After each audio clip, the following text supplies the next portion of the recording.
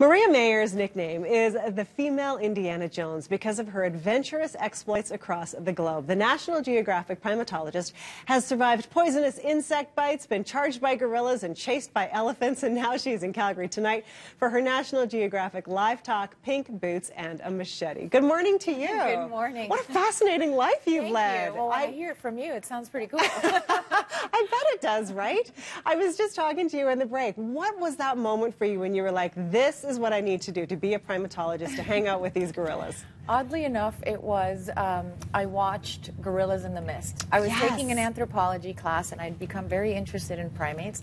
And then I watched these images of, Diane Fossey basically like cuddling up to gorillas and, the plight of the gorillas and the adventure behind it. And I thought, that's it. That was my aha moment. That's what I want to do for the rest of my life. Wow. So, and that started the trajectory really from NFL cheerleader to Fulbright scholar to, you actually discovered one of the smallest primates in the world. Yes. Tell us a little bit about that. So my colleague and I were in the northeastern section of Madagascar studying the larger sized lemurs, and we set up these little traps to do a biodiversity census. And anyway, inside the little trap was this tiny little primate, huge eyes because they're nocturnal, staring right back up at us when we opened it. And after some DNA testing and some further studies, we realized that it was a brand new species to science. Wow, that is so exciting. It's very exciting, not to mention the fact that this tiny little ambassador, I mean, it fits in the palm of your hand, it weighs less than 2 ounces, and yet it became a huge ambassador for all things wild in Madagascar. The government in Madagascar agreed to create a national park in its honor, so it was really an amazing and, for a scientist, a dream come true. A dream come true, absolutely. And you've had so many, of course, interactions with primates. Let's go to the other extreme, the big silverback gorilla. You actually had a standoff with a silverback gorilla? Well, I'm not sure that there was any competition there. Fair enough. These are 450-pound, just all muscle.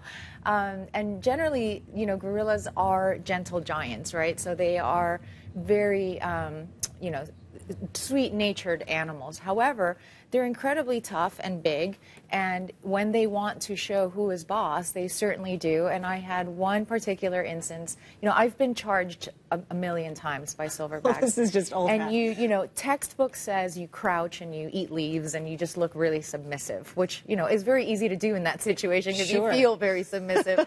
But this one instance was different, and he'd had a really horrible day with the other female gorillas. They'd all basically abandoned him and taken off for the swamp, and he was sort of moaning and groaning and just in a really grumpy mood. And I stayed behind, almost like for moral support, except now I was the only female gorilla around, and he just took it out on me. So he leapt up and landed right in the spot that I had been standing in before I leapt out of its way. And he just looked very intent on making it known that he was the silverback. Wow. Yeah. That's terrifying. It was pretty nerve-wracking. Yeah. Pretty nerve-wracking, to say the least.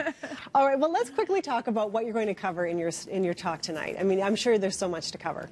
There is, but, I've narrowed it down to what I feel are the most exciting of the adventures that I've been on as a National Geographic explorer and a scientist.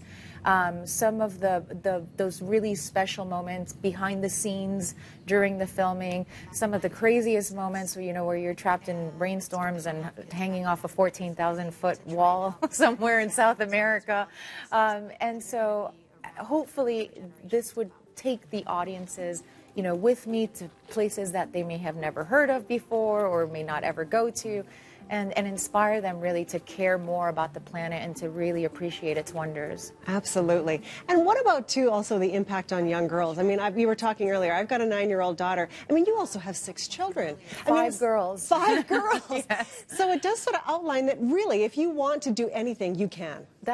And that's one of the big reasons why when I became a mother, I didn't stop doing this. There was a lot of talk like, oh, this is dangerous work, you're away for a long time, all of these things.